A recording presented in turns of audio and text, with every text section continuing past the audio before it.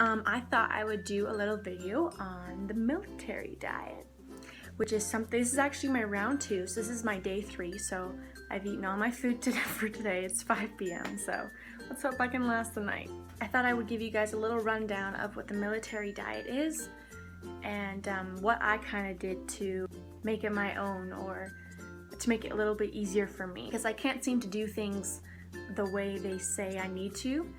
And the military diet is really strict, so you can't really change any of the foods, but it's very specific what you have to eat. But there are a list of substitutions. I'll put the link to the military diet in the description below, and I'll put the substitutions page on the description below as well. And a rundown of day 1 is for breakfast you have 1 cup of coffee, half a grapefruit, and 1 slice of toast with 2 tablespoons of peanut butter. So the only thing different that I did was that I had a cup of tea, and you're supposed to have green tea if you want a substitution, because I'm not really a big coffee drinker, and if I did I wouldn't want to drink it black. And because this diet is a huge calorie cut, you need to supplement the diet with caffeine. That's the point of it. So besides the grapefruit, I actually don't like grapefruit, and when I went to the store to get one, there was only a bag of 10 of them, and it's too cheap for that. It was like $6, so I was like, no, I'll just save money. The only substitution though for the grapefruit, and it's really gross, but I did it both times, was that you put half a teaspoon of baking soda in a cup of water. It was so gross. The first time around I did it in a huge bottle of water, and that was much easier. It was still a little bit salty, but it wasn't so bad. And this time I put it in a smaller cup of tea, and it was so nasty, so gross. I just literally plugged my nose and drank it down. It was so gross. So day 1 lunch, you have 1 slice of bread or toast, half a cup of tuna, and 1 cup of coffee or tea. So again, I had green tea instead. The bread you have is plain, you can't put anything on it, and I don't actually eat fish, so instead of half a cup of tuna, I had a chicken breast. I think just 1. What I did is that when you substitute meats, you substitute for the calorie count, not half a cup of chicken or half a cup of beef. So I looked up half a cup of tuna, how many calories it was on MyFitnessPal. And then I looked up M&M Meats chicken breast, which is the chicken I always eat, and I saw, and I figured out how much chicken breast I could have instead of half a cup of tuna. So I think that equaled out to just 1 chicken breast.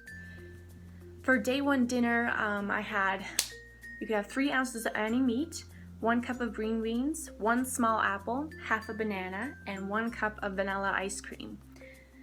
Obviously the ice cream was the best part, and the day's kind of hard to get through because of such of a calorie cut, but the ice cream really helps you to get through it. And what I did actually with the ice cream is I bought my favorite one, and it's actually Breyer's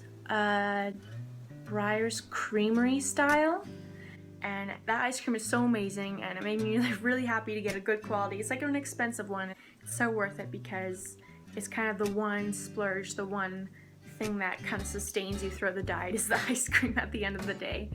Instead of a cup of green beans, I had 1 cup of cauliflower, and this is kind of a cool idea that I substituted with, because cauliflower, you can boil it, and if you throw it in a blender after it's soft with some salt and pepper, and I added a little bit of almond milk, because almond milk is very low in calories, just a little bit of it is barely any calories. So I added a little bit of almond milk, and I put it in a blender with salt and pepper, and it was kind of like a mashed potatoes, kind of mashed potato puree, but it was really helpful to kind of have a warm, substantial kind of thing. So that's what I had, so you can try that too if you want. It helps a lot.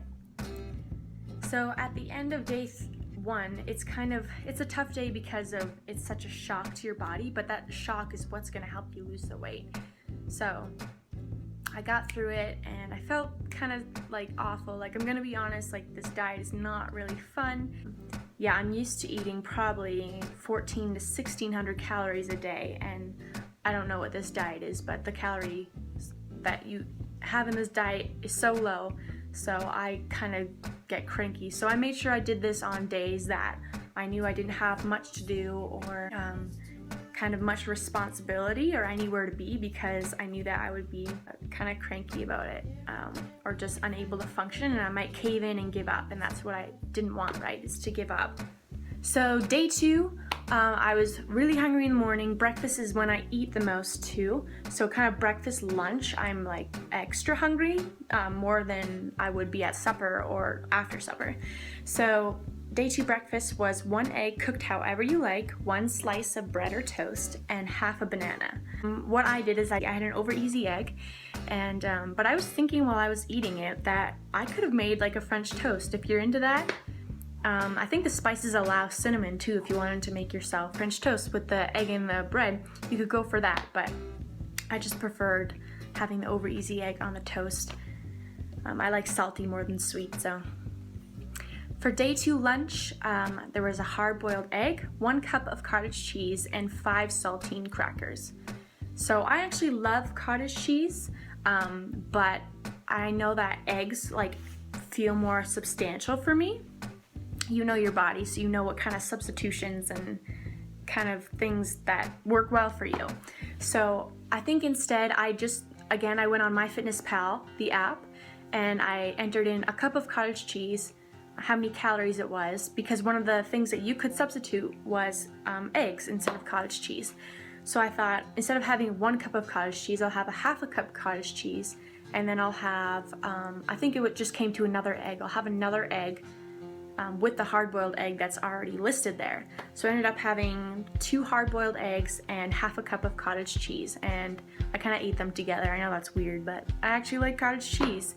Thank you for college for doing that to me. Shout out to college, because everything in the cafeteria tasted kind of plastic. So cottage cheese became my best friend. It was the first time in my life I've ever eaten cottage cheese, and I got used to it, and I started to like it. So every meal I was just like, cottage cheese it up. Need that protein instead of that plastic chicken. It's pretty good. One thing I want to say too is that you should do your grocery shopping before. Make sure you have all your ingredients so that when you're kind of hungry and tired, that you're not stressing about getting the right things. So even if you don't have some of those things or you don't want some of those things, make sure you have whatever you want to substitute. So plan it out beforehand, what you're going to eat on what days and what substitutions you're going to have, so that you make sure you have those ingredients in your house. That will really help. So day 2 dinner is 2 hot dogs, 1 cup of broccoli, half a cup of carrots, half a banana, and half a cup of ice cream. So they cut the ice cream in half today, which is kind of sad, but the dinner is kind of more substantial. And this is actually the one day that both days I did it, I was actually too full to finish it. So instead of the hot dogs, they said for vegetarians you could do beans instead, and I actually usually eat like beans on a regular basis. So I cooked up some black beans. Ended up being like, I think it's 2 hot dogs is like 240 calories. So I was able to have something like a cup and a half or a cup and a quarter of black beans. And it says you're allowed to have a little bit of hot sauce, because hot sauce doesn't really have calories. So I cooked up some black beans with salt and pepper and hot sauce, and it was really good. Instead of the cup of broccoli, again, they said you could use cauliflower. Cauliflower, if you blend it up, it tastes like mashed potatoes. Feels like mashed potatoes in your stomach. It feels really substantial. So again, I used a cup of cauliflower. And this second time around, I even put the carrots in too. I just boiled them all together and put them in a blender and kind of made this cauliflower carrot puree. You can do that separately, obviously, but I just didn't mind it all together. I kind of wanted the carrot flavor. I know I'm kind of weird, but just whatever works for you, right? So at the end of day 2, it was a lot easier than the first day, because the meals were kind of more substantial, and I actually enjoyed them, because like cottage cheese and like black beans, eggs, all those things were foods I ate on a regular basis. So I felt really good at the end of the day. You're allowed to have 1 small apple, 1 slice of cheddar cheese, and 5 saltine crackers. Yeah, it was a very small breakfast, so I was pretty hungry. Usually I don't work out as hard at the gym when I'm doing the military diet, but it's actually a good distraction for me, like a distraction from hunger. I know I'm making it sound so awful, but it's not so bad. So when you work out at the gym, I kind of did it as a distraction from hunger, so I wasn't just like waiting for each meal. Some of you have work or school, like that's great too. Those are great distractions. Distract yourself. Otherwise, you'll always be thinking, oh, when's the next meal, or I'm hungry. I mean, as long as you can get your mind out of there, most of this battle is just in your mind. Day 3 lunch is 1 slice of bread or toast and 1 egg cooked however you like. I again did a over easy egg on the toast. Because I was still really hungry, I decided to have half a cup of vanilla ice cream, because for day 3 dinner, you could have 1 cup of tuna, half a banana, and 1 cup of vanilla ice cream. So I just ate half of that at lunch because I was really hungry and I knew that the ice cream would make me feel a lot like fuller because of all the carbs and the fat in the ice cream. Instead of having 1 cup of tuna, I again had chicken breast instead. They said you could also substitute it for cottage cheese, so I actually had 1.5 chicken breasts and I had something like 94 grams of cottage cheese. I had to do all the math and I had to weigh the cottage cheese on my food scale, but it ended up being something like 94 grams of cottage cheese plus a chicken breast and a half. And of course I cooked the chicken up with hot sauce. I marinated it in Frank's Red Hot sauce and in lime juice, and that makes it really yummy. The first round I did it was because I was going to Hawaii, but now I'm back from Hawaii, and so I wanted to do round 2 as like a cleanse. So the first time around I lost 3 pounds in 3 days. What you lose depends on how much you work out before, or what your kind of diet and lifestyle is before the diet. They say you can lose up to 10 pounds on this diet, but I truly only expected to lose 2 or 3 because I'm already living kind of a healthy diet and lifestyle. Yes, the first round I lost 3 pounds in 3 days, which is a huge deal. Like it takes a long time to lose that. So that was like really encouraging. I went from 147 to 144, and this round I started because I came back from Hawaii. I gained some weight. I fully expected that.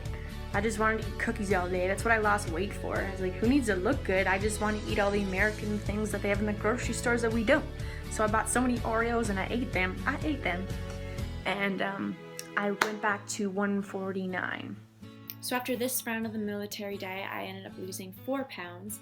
In short, the weight loss is not great for long term because, as I said, I ended up gaining 2 more pounds than I had originally weighed before Hawaii. So my body kind of thought it was starving itself, so that when I started eating normally or eating more calories, my body held on to whatever I ate, because before I wasn't eating much, after I was eating a lot, and my body thought, oh, maybe she's gonna starve herself again, so I better hold on to what I'm eating. So yeah, my body kind of reacted that way.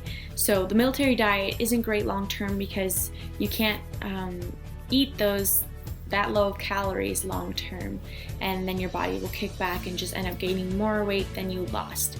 With that being said, I've never done the military diet in a row, like week after week. So if you had a pretty big weight loss, I don't think you'd gain it all back. So I hope you enjoyed my video. I hope that it was helpful, and a new video coming soon about how I maintain my weight loss on a longer term scale, what my lifestyle looks like, how it took me 8 months to start losing weight, and what I had to learn the hard way to understand how to maintain a weight loss. So yeah, see you then.